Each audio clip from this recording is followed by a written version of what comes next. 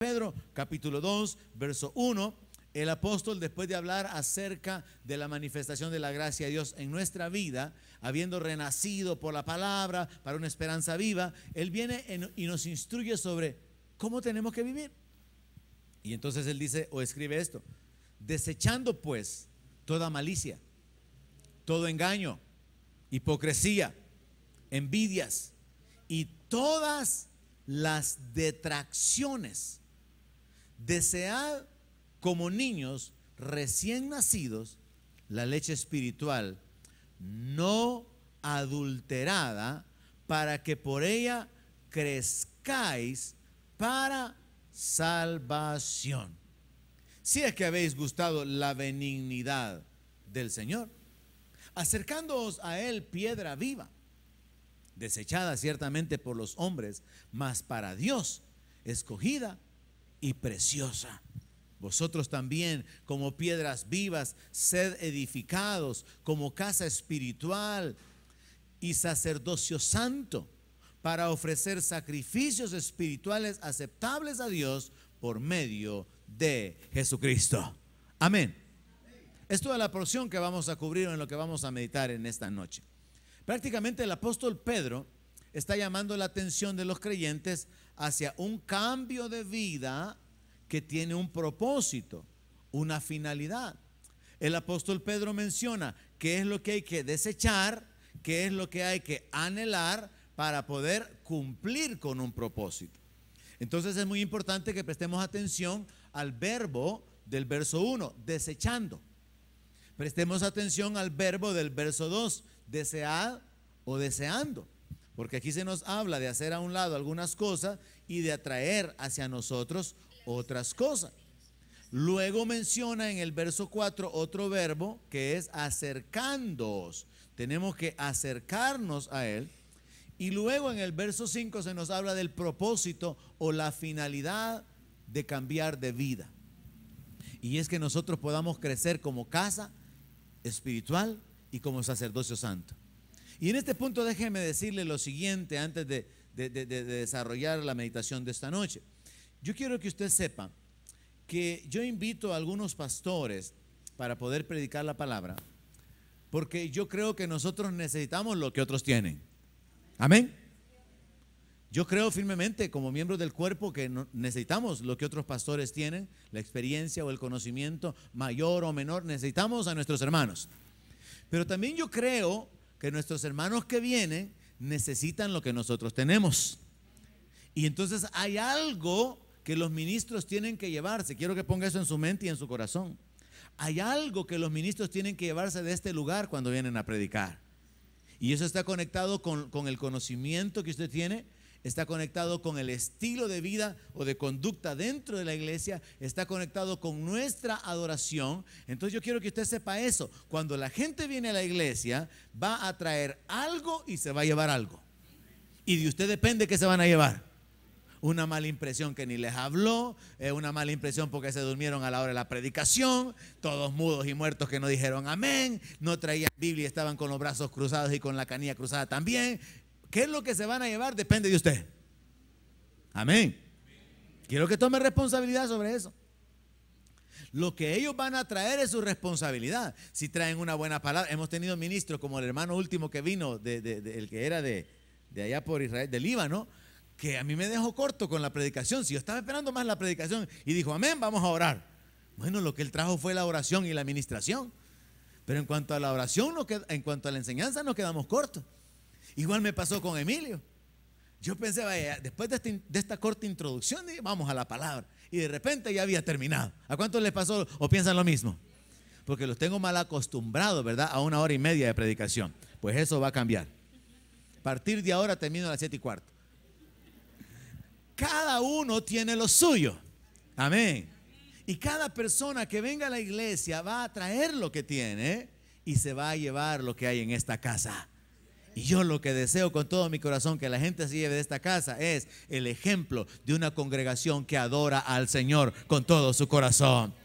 Y en ese sentido es bien importante que usted tome esa responsabilidad. Porque es triste, como señalaba el día domingo, que estamos en la oración y va uno y se levanta. No le importa la oración, pues. Estamos en la adoración, van otros dos y se levantan. Yo creo que es bien importante entender esto. Jesús dijo: donde estén dos o tres congregados en mi nombre, ahí estoy yo. Cuando usted se levanta del culto, no me menosprecie a mí me interrumpe, pero quien menosprecia es al Señor, porque Él es el que dijo que estaba aquí, en medio nuestro. Amén. Y por eso es importante la reverencia durante la palabra. Por eso es importante la reverencia en la adoración y la alabanza, porque se trata de Él, no se trata de agradarme a mí. Si al final yo no recibo su alabanza ni su adoración, es Él quien la va a recibir, si es que alguien la recibe. Amén. Entonces es muy importante crear esta conciencia de que mientras estamos en la reunión nos olvidamos de todo, nos olvidamos de llamadas telefónicas, nos olvidamos del rugido del estómago, nos olvidamos de lo que sea. Estamos puestos los ojos en Jesús, el autor y consumador de la fe. Pero esa es una decisión suya. Ahora yo se lo voy a seguir recordando. Yo se lo voy a continuar instruyéndole, porque la palabra de Dios contiene una instrucción acerca de cómo conducirse en la casa de Dios. Entonces es muy importante que cuando los ministros vengan, cuando un pastor venga a predicar, él se lleve también de la iglesia algo. Han habido ministros que a mí me dicen: hermano, realmente fui bendecido en el tiempo de la alabanza y de la adoración, porque ellos perciben que hay algo diferente, pero yo sé que todavía estamos lejos de lo que podemos hacer. Y lo digo como iglesia en general, porque surge este comentario. El día domingo, cuando tenemos casa llena, de donde más o menos termina la asistencia ahorita para atrás, bien difícil estar enfocados en la alabanza. Yo no sé por qué, pero así como en el estadio hay un lugar que le llaman Vietnam, el que tiene oídos y ha estado en el estadio que entienda, en la iglesia el mejor lugar para adorar a Dios es adelante, donde usted se olvida de la gente que viene tarde, de los perturbadores, de los que contestan teléfono, de los que se levantan, y usted se enfoca en el Señor. Amén. Pero estar ahí atrás es algo triste, especialmente el domingo. Hay demasiada distracción.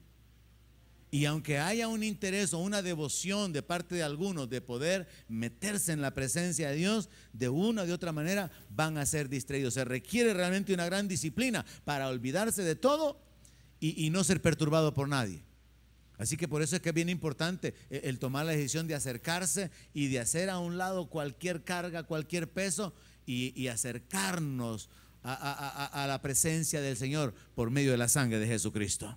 Amén. Entonces yo quiero que esta noche, antes de ir a la meditación de la palabra, usted pueda poner eso en su corazón. Es muy importante que usted tome responsabilidad. ¿Qué es lo que este ministro se va a llevar? Por ejemplo, estaba yo pensando en invitar a otro pastor amigo mío, y entonces yo en la última vez que lo vi o que hablé con él, vi que su hija, que es una joven ya, prácticamente una joven adulta, no una adolescente, vi que su hija andaba vestida bastante corto, y entonces me puse en un dilema: ¿lo invito o no lo invito? Porque si lo invito, los hermanos malvados de la iglesia van a decir: ve el pastor, ¿cómo invita al pastor este con la hija medio vestida? Entonces se vale venir medio chulón a la iglesia. Y entonces me pusieron en un problema. Y entonces yo encontré la solución al asunto: hacerles entender algo, que esta casa tiene una identidad propia. Amén. Y que usted tiene que ubicarse con respecto a esa identidad. Es decir, usted tiene que ubicarse con respecto a la palabra, el alimento que usted recibe, y no venir a hacer comparaciones con los que están haciendo las cosas de una manera diferente para lo malo, para querer correr hacia lo malo. Porque si luego traigo un hermano que la esposa viene con mantelina y se viste hasta el ojo del pie, yo sé que no van a ir ustedes hacia al siguiente domingo. No van a decir: ves que la esposa nos ha dado muestra de cómo tienen que hacer las cosas y todas bien de falda larga. Yo sé que no lo harían. Meto la mano al fuego y no me quemo. Sí, me lo aseguro. Porque somos buenos para imitar lo malo. Que alguien diga amén. Somos buenos para imitar, para buscar pretextos. Entonces, ahora que le estoy diciendo esto, solo me falta decírselo al resto de la iglesia. ¿Por qué? Porque puede suceder esto también. Imagínese usted que yo invito a un predicador por alguna razón. Él tiene una palabra, un mensaje, por cualquier razón que yo sea que lo invite para poder ministrar a la iglesia. Y viene este pastor y él viene de una iglesia donde él mismo no ha entrenado a la congregación a estar en la presencia de Dios, a adorar a Dios. Y quizá mientras todos estamos de pie, como yo le he enseñado que debe de hacerse, o postrado, él viene y se pasa sentado todo el tiempo de la adoración. Y hasta cruza la canilla y mira a todo el mundo. Yo soy el primero que voy a sentirme mal, pero lo voy a ignorar. Y probablemente ni lo vuelva a invitar.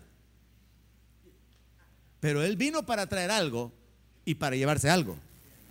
Entonces lo que quiero que se lleve es una impresión de que en este lugar la gente ha entendido que el Padre busca adoradores en espíritu y en verdad. Y que se vaya pero arrepentido a reconciliar a su iglesia. ¿Me está entendiendo? Entonces ayúdeme con eso. Ahora vamos al mensaje. Entonces Pedro dice que hay que desechar. La palabra desechar significa hacer a un lado. Significa quitar. Y en la manera más directa de traducirlo significa tirar a la basura. Los desechos son algo que ya no sirve. Entonces desechar significa deshacerse de algo. Así que lea esta porción de la palabra con ese entendimiento. Desháganse pues de toda malicia. Y la palabra malicia, mal entendida, como cuando una niña solo quiere pasarse peinando en el espejo, ve que cipota más maliciosa. No es eso en la Biblia. La palabra malicia es maldad. Y eso entra cuando usted le dice, le hubiera dicho tal cosa. Ahí usted está revelando la maldad. Cuando usted aconseja a alguien que se comporte de determinada manera, le hubiera dicho tal cosa. Esa es la maldad. Esa es la malicia. Cuando usted tiene pensamientos de venganza, deseos de que a la gente le vaya mal o que la gente reciba lo suyo, esa es la maldad, esa es la malicia. Y el apóstol Pedro dice, miren, desháganse de todo sentimiento de maldad, desháganse de la maldad que esté en sus corazones, desháganse de todo engaño. El engaño se entiende en la Biblia como una mentira con el propósito de obtener una ventaja. A diferencia de mentir, que solamente podía ser por defenderse, por cubrir algo, el engaño es obtener una ventaja.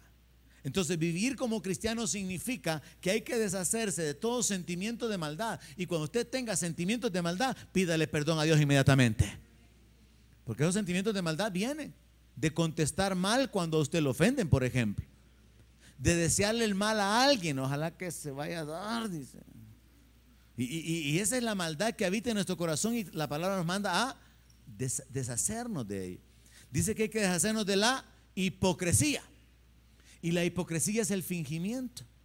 Aquí cabe perfectamente la canción del hermano Rabito, que dice sinceridad, ¿verdad?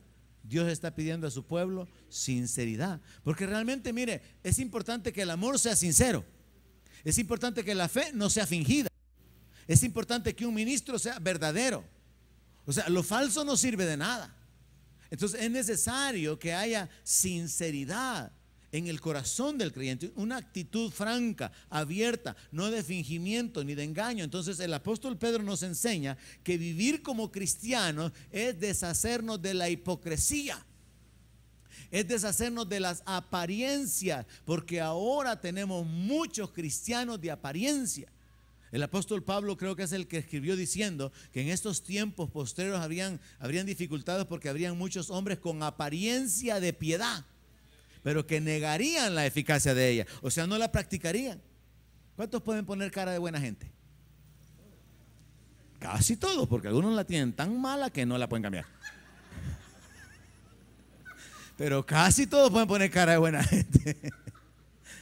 Entonces el asunto es que no se trata de fingir que somos buenos, sino de hacer el bien. Amén. Y de hacer el bien. Porque mire, es una realidad, hermano. A veces podemos poner cara de sufridos, cara de humildes, pero dentro hay un corazón lleno de orgullo y hirviendo. Entonces ahí es donde tenemos que anular, desechar toda hipocresía. Luego, ¿qué más dice? Que tenemos que tirar al basurero las envidias. Usted no va a conseguir nada envidiando. Usted va a conseguir las cosas luchando o creyendo. Amén. Trabajando o recibiendo de parte de Dios. Pero envidiando nadie ha recibido nada. Envidiando no va usted a llegar a ningún lado. Entonces el apóstol Pedro dice que vivir como cristianos es tirar a la basura la maldad, el engaño, la hipocresía, la envidia, y luego agrega una frase más: todas las detracciones. ¿Alguien tiene una Biblia que aclare detracciones? Difamación. ¿Alguien tiene otra versión diferente de la Reina Valera? ¿Qué dice ahí en vez de detracciones? Difamación anda bien, aclara el concepto. ¿Alguien tiene otra versión? Toda clase de chisme. Así dice su versión. ¿Ah? Así dice. ¿Ah? Envidia, lo último, y chismoso. Maledicencia, ahí lo completamos ya. Maledicencias y difamaciones. Eso es lo que significa realmente la palabra detracción. Y por eso la importancia de irnos siempre a otra versión de la palabra para entender. Porque usted dice: yo ya me deshice de todas las detracciones, hermano, y ni sabe ni qué significa. O le dicen a usted: usted está lleno de detracciones, hermana. Y se queda la hermana bien culpable y bien condenada, ¿verdad? Y no sabe de qué arrepentirse. Pues detracción tiene que ver con difamar a alguien, y tiene que ver con maldecir. Tiene que ver con hablar mal de otras personas. Entonces, el ciudadano del reino, ¿cuántos hay aquí esta noche? Los ciudadanos, porque antes estábamos sin Dios, sin ciudadanía, pero ahora hemos sido hechos ciudadanos de la Nueva Jerusalén. Amén. Entonces, el ciudadano del reino tiene que cuidar su forma de hablar. El ciudadano del reino no difama, no maldice. El ciudadano del reino tiene un vocabulario diferente, y en esto tenemos que tener cuidado, porque hay algunos que pasan los años y siguen usando las mismas palabras del viejo hombre. Entonces es importante cambiar, y que no haya una actitud en el corazón de andar difamando, chismeando, hablando mal de las personas o maldiciendo a las personas. Porque la palabra de Dios nos habla acerca de que nosotros tenemos que refrenar nuestra lengua y hablar bendición en lugar de hablar maldición. Por ejemplo, si usted conoce a un hermano que es haragán, ¿qué va a cambiar con que usted ande contándole a medio mundo que el hermano es haragán? No va a cambiar nada. Pero es probable que ese hermano haragán sea generoso, por ejemplo, porque hay gente que es dadivosa. Hay gente que comparte lo que tiene y lo suelta. Y por cierto, yo tengo un pariente muy lejano que encaja en lo que estoy describiendo. No es muy diligente, no es una mujer, no es muy diligente, no es así como que mantiene la casa en orden, que todo aquello bien limpio, pero es una mujer que da y da y da y no le cuesta dar. Entonces su virtud es la generosidad. ¿Para qué yo me voy a enfocar en malinformarla? No, si la fulana es bien haragana, no, mejor voy a hablar bien. Ella tiene una virtud digna de imitar, es generosa. Amén. Y yo no me meto en problemas, y la estoy bendiciendo, porque estoy reconociendo su gracia, estoy reconociendo una cualidad que es de bendición, y estoy en otras palabras también animándole a continuar adelante.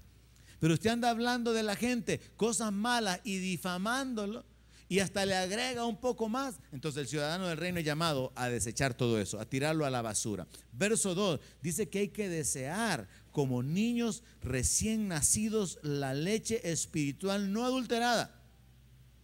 El apóstol está usando una figura para poder hablarnos acerca de la palabra.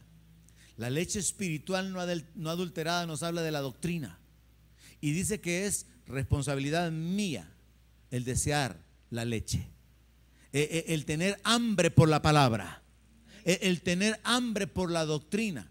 Pero no cualquier doctrina, no como comezón de oír, cualquier revelación, porque hoy hay un montón de revelaciones. No les he puesto el video de Ana Maldonado, donde dice que soñó con Dios y que Dios tiene tetas grandes. Es un video horrible. La esposa del pastor Maldonado de Miami. Es tremendo.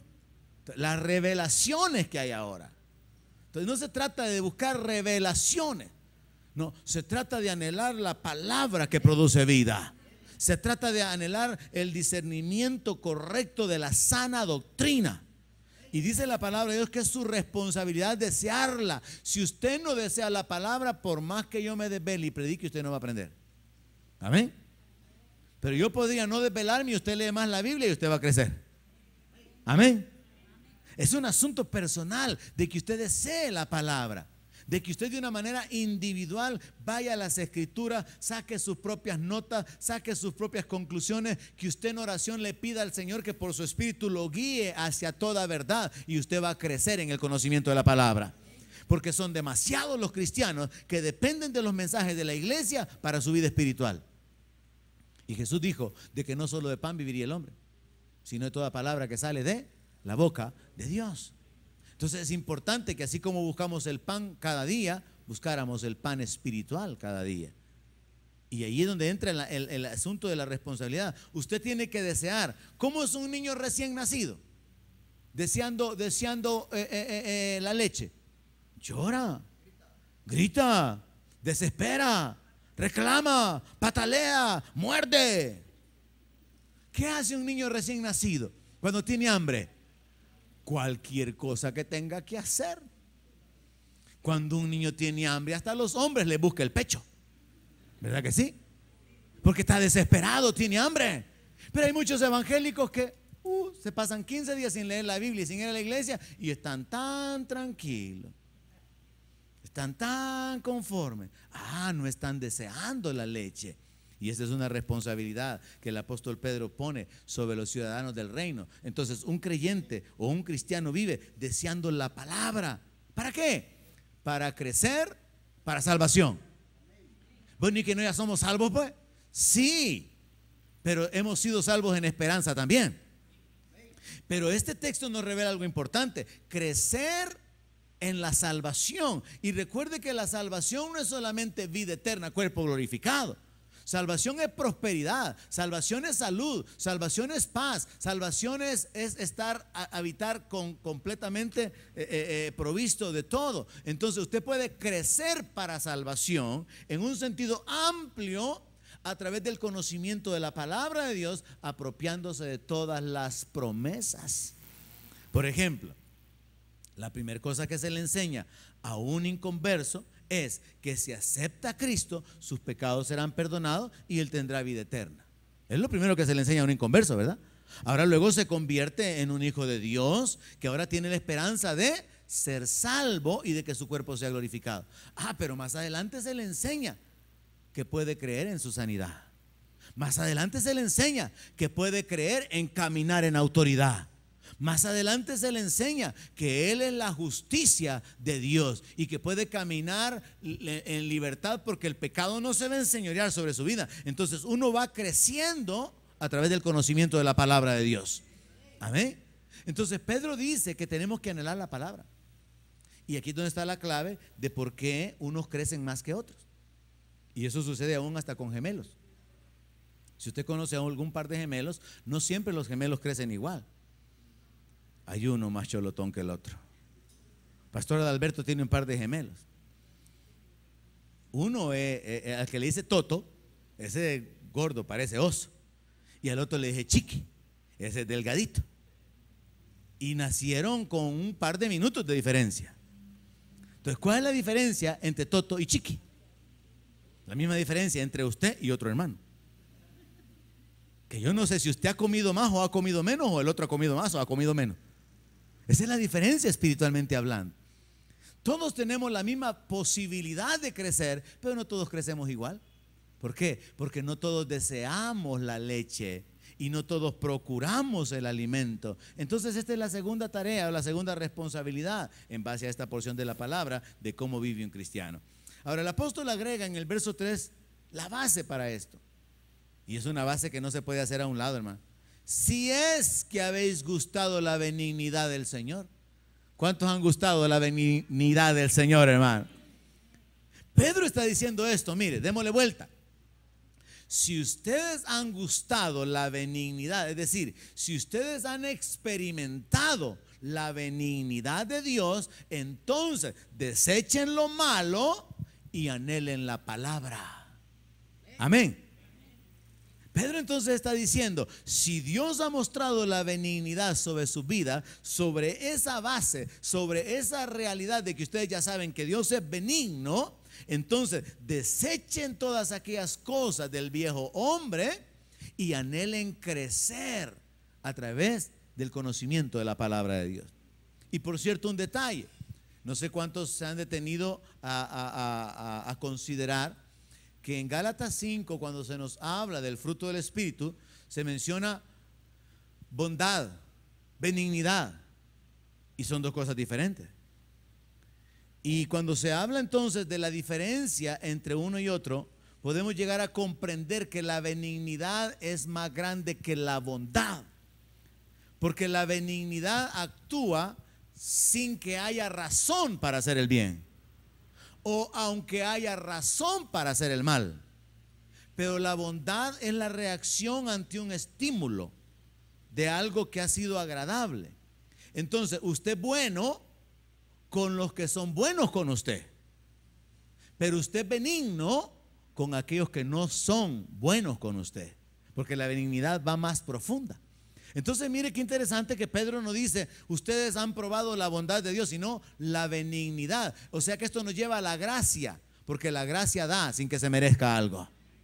Entonces él dice, si es que ustedes han probado la gracia de Dios, han probado el amor de Dios, han probado el favor de Dios, han probado la bondad inmerecida de Dios, que siendo indignos y hasta siendo malvados, Él se ha manifestado en su vida. Si eso es una realidad en ustedes, hagan estas dos cosas: desechen todas las cosas malas, anhelen la palabra. Pero esa es una decisión suya. Amén. Porque usted puede continuar igual de desesperado con respecto a la palabra como hasta ahora ha estado. Y usted puede continuar igual en cuanto a virtudes o defectos sin querer cambiar. Pero el apóstol Pedro nos muestra que esto tiene que ver con la vida como cristiano. Entonces la base es haber probado la benignidad del Señor. Verso 4 dice que es nuestra responsabilidad acercarnos a Él. Piedra viva, desechada ciertamente por los hombres, mas para Dios escogida y preciosa. Es su decisión, la tercera decisión de esta noche, acercarse al Señor Jesucristo. La palabra nos narra la historia de cuando Pedro, después de que el Señor fue capturado, dice que Pedro lo seguía de lejos. Hay etapas en nuestra vida, en todos nosotros, en que quizás caminamos cerca del Señor, pero luego nos descuidamos y caminamos lejos del Señor. Pedro comenzó a caminar lejos del Señor.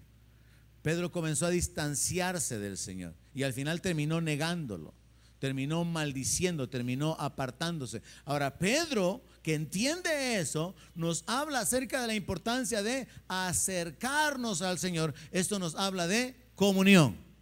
¿Cómo usted se acerca a Dios? Cada día, sencillo, invocando su nombre, clamando a Él. Señor, ayúdame. Señor, dirígeme. Señor, inclina mi corazón. Señor, guárdame. Señor, respáldame. Señor, revélame tu palabra. Acercándose a Él significa que usted está invocando su nombre continuamente. No tiene que esperar a que sea martes o jueves. No, cada día usted se acerca. Se acerca a través de la palabra, y mientras está en la palabra, tomando un tiempo ahí de devocional, usted le pide al Señor: Señor, ayúdame a entender. Revélame por tu espíritu.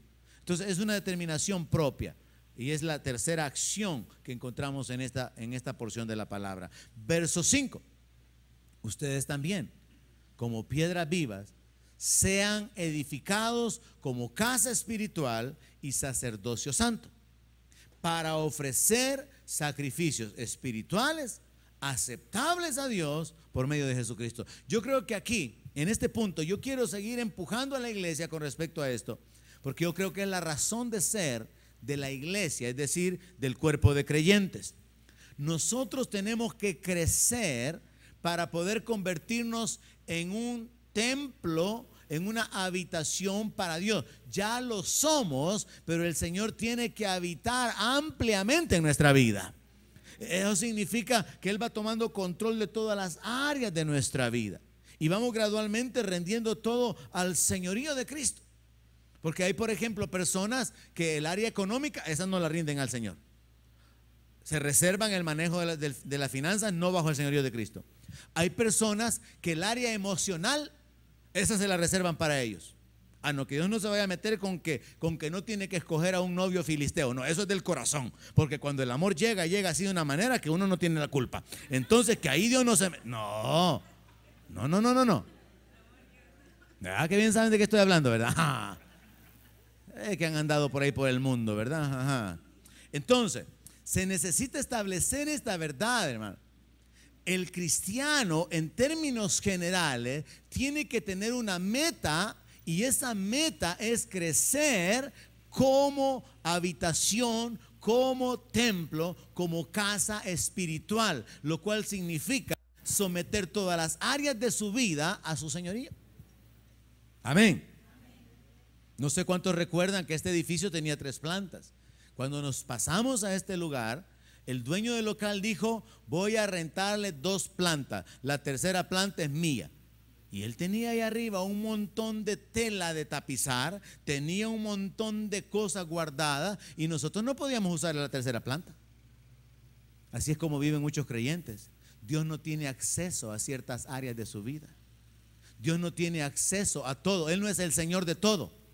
No, Él es el Señor de algunas áreas. Ni siquiera Él es el Señor del tiempo, porque si no les da la gana venir a la iglesia el domingo, pues no vienen. Entonces el Señor no es el Señor del tiempo. Pero cuando Él es el Señor, eso significa reconocer: Él es el amo, Él es el dueño de todo, todo es de Él, nada es nuestro. Porque así dice la palabra, dice que ni su cuerpo es suyo. Así dice la Biblia. Y Él dice: todas las almas son mías. Entonces nada es nuestro. Eso significa el entendimiento del señorío de Cristo. Pero para llegar a ese punto, a través de la palabra, llegamos al entendimiento de que somos edificados como casa. La figura sería ir extendiéndose. Todos, quizás la mayoría, comenzamos con la mesita, un par de sillas. Me acuerdo cuando yo me casé, mi papá me dio un par de sillas, me dio una mesa. Nosotros compramos la cocina, compramos la refri. Mi esposa tenía la cama, yo no tenía cama, yo dormía en una hamaca. Me llevé mis kites. Tampoco, ¿verdad? Entonces comenzamos con pocas cosas, pero a medida que han pasado los años, uno va comprando cosas, adquiriendo cosas, después regala, vuelve a comprar otra. ¿No es cierto? Amén. Y quizás algunos comenzaron viviendo en un mesón, después alquilar una casita, después a comprar la casa, y después de que la compraron, hacerle segunda planta, tercera planta, cerrar el patio, y se fueron extendiendo. Aplique eso espiritualmente. Dice que usted tiene que ser edificado como casa espiritual. Y mientras más grande la casa, hay más espacio, ¿verdad? Entonces, mientras más se edifica usted, hay más espacio para el rey, porque usted es la casa de Dios. Mientras más chiquito es usted, así está el Señor ahí todo apretadito, unos 50, 120 libras de peso. Mientras usted está más estrecho espiritualmente, hay menos para el señorío de Cristo. Pero cuando usted crece, hay más para el señorío de Cristo sobre su vida. Entonces es muy importante, y es el centro, el propósito de la vida como cristiano, nuestra edificación como casa y como sacerdotes. Usted tiene que saber esto: usted es un sacerdote. Malo o bueno, pero usted es un sacerdote. Inexperto o con experiencia, pero usted es un sacerdote. Y de usted depende que usted crezca. ¿Cuántos saben que hay mecánicos buenos y hay otros peores? Hay mecánicos buenos, ¿verdad? Que son arrechos, pero hay otros que le devuelven el carro con 2 ruidos. Yo solo iba con 1, ¿verdad? Lo devuelven peor. Entonces lo mismo sucede en el área espiritual. Hay buenos ministros de alabanza y hay malos ministros de alabanza. Amén. Hay buenos adoradores y hay malos adoradores. Y por cierto, ¿en qué lado está usted? Porque el apóstol Pedro está diciendo que tenemos que crecer como sacerdotes. Tenemos que crecer como sacerdocio santo. O sea, yo tengo que adquirir experiencia, tengo que irme desarrollando en mi ministerio, en todas las profesiones. Hay un proceso de desarrollo que cada uno individualmente lo lleva hasta un punto. Profesional o no profesional, en todas las actividades, en todos los oficios, cada uno llega tan lejos como quiere llegar. Es lo mismo con su profesión como sacerdote. Usted decide 10 minutos y se sienta. O usted decide media hora y usted todavía está de rodillas porque usted está en la presencia de Dios. Y usted está determinado en su corazón porque usted entiende quién es Dios para su vida. Es una determinación de su corazón. Usted decide. Un canto y las manos arriba, después como que es un pollito así con un poquito de accidente y después ya así. Me acuerdo de un hermano que siempre decía, levanten las manos, hermano. Como que eran las alas de un pollo así, ¿verdad? Le veía yo las manos al hermano. No, hermano, si mire, el levantar las manos tiene varios significados. Papito, aquí estoy. Como el niño que mira al papá y lo toca para que lo chinee, ¿verdad? Es una forma de llamar la atención a Dios. Luego también es una forma de honrarlo. Es una forma de recibir. Depende de cómo usted ponga las manos, hay un lenguaje corporal. Y entonces, ¿así qué significa? Está raro el significado, ¿verdad? Así que significa, estoy esperando en ti, Señor. Más arriba, chineame, papá. Así significa, aquí estoy, Señor, aquí estoy.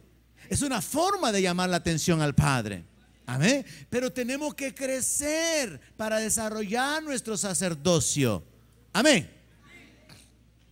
Pedro dice que esa es la razón por la cual él instruye a que nos deshagamos de las cosas negativas de nuestro carácter y de nuestra vida y a que anhelemos la palabra. Porque haciendo esas cosas, entonces podemos enfocarnos en nuestro ministerio. Y el último punto, muy importante, es que habiendo sido edificados como casa y como sacerdotes, tenemos que estar seguros de ofrecer sacrificios espirituales aceptables. Porque Dios no recibe todo. Dios no se agrada de todo lo que se le ofrece. Si no, pregúntele a Ananías y Zafira, no puede, ¿verdad?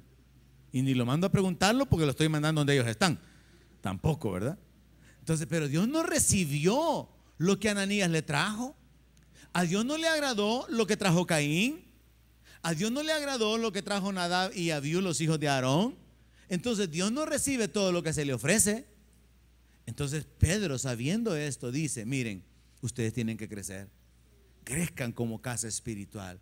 Crezcan como sacerdotes, como ministros de Dios. Como ministros que saben ofrecer sacrificios espirituales aceptables. No solo sacrificios espirituales, no, espirituales aceptables. ¿Y cómo? Por medio de Jesucristo. Siempre es a través de Jesús. Amén. Entonces, bajo la serie Viviendo como Cristianos, ¿qué aprendemos esta noche? Número 1, tenemos que desechar todas estas actitudes y conductas que a Dios no le agradan. Maldad. Cuando hay maldad en su corazón, cuando usted no quiere hacer un favor pudiendo hacerlo, cuando usted le quiere impedir a otro que haga un favor por sus propios criterios, sus propias actitudes, entonces dice la palabra, deshágase de esa maldad, hombre. Deshágase del engaño, de la hipocresía, de la envidia y de todas las maldiciones y de todas las difamaciones, y desee la palabra. Así como los niños se desesperan por la leche, usted también desespérese por la palabra, por conocer las promesas, por conocer la voluntad de Dios, por recibir mayor revelación, de manera que usted crezca para salvación, usted crezca para vivir la vida abundante. Ahora, hagan eso si es que ya probaron la benignidad de Dios. Y entonces continúen acercándose, porque Él es la piedra viva, y ustedes también, como piedras vivas, sean edificados, crezcan como casa espiritual, crezcan como sacerdotes para poder ofrecer sacrificios espirituales que sean agradables a Dios, porque ahí está el centro de la razón de ser de la iglesia, que usted sea un adorador. En muchas iglesias, y esto es algo que a mí no me agrada, por ejemplo, de la cultura americana, los americanos se mueven mucho en eventos. Venga a nuestro evento de invierno y va a haber comida. Y después de la reunión vamos a patinar. Y va a haber esto, y va a haber lo otro. Entonces la gente que están informadas del evento, mira, vamos con los hipotes, hombre. Si después del culto todos a patinar, entonces nos sale doble a la iglesia y a divertirnos. Y entonces atraen a la gente a sus actividades. Pero cuando ya no hay patinaje, esa familia no regresa ahí. Porque llegó porque los hipotes tenían patines nuevos. Pero cuando ya no hay patines, ya no hay patinaje, entonces ya no se van. Ahora se van para otro lado, donde haya otro evento, otra actividad. Dios no diseñó, hermanos, en la palabra no es ese el modelo. Dios no diseñó que los cristianos se reúnan para buscar un milagro, dígase pare de sufrir, y luego irse.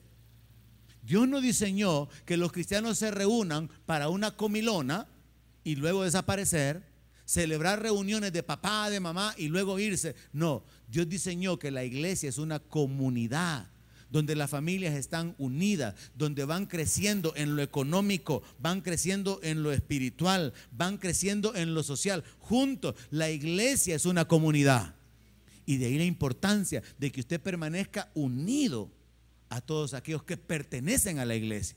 Y no ser solamente un visitante, ni tampoco ser un asistente eventual, sino alguien que está creciendo, porque su meta es ser hallado por Dios como un adorador en espíritu y en verdad. Ahora, si usted entiende esto y usted capta esto, solo aplicando esta noche, esta meditación, usted puede ser de bendición para la gente que venga a la iglesia. Porque la gente se puede llevar una impresión de aquí. La gente se puede llevar un ejemplo de aquí. Así que, por favor, ayúdeme con esto. Trate de desarrollar un sentido de conciencia en cuanto a esto. Crezca, anhele la palabra, crezca como sacerdote, crezca como casa espiritual y procure ofrecerle a Dios sacrificios espirituales que sean agradables. Amén. No pierda su tiempo en la adoración. No se salga del culto por ninguna razón a menos que esté muriendo. Amén. Y no deje de venir a la iglesia a menos que esté muerto o no pueda caminar. Si está enfermito, véngase que el Señor lo puede sanar. Que estoy cansado, venid a mí los que están trabajados y cansados, dice el Señor. Y los hermanos lo que hacen es no venir a la iglesia. ¿Y por qué no vino a la iglesia, hermano? Es que estaba cansado, fíjese. Desobedientes, rebeldes a la palabra. Porque precisamente los cansados son los que tienen que venir. Amén. Oramos, hermanos, y nos despedimos en esta noche.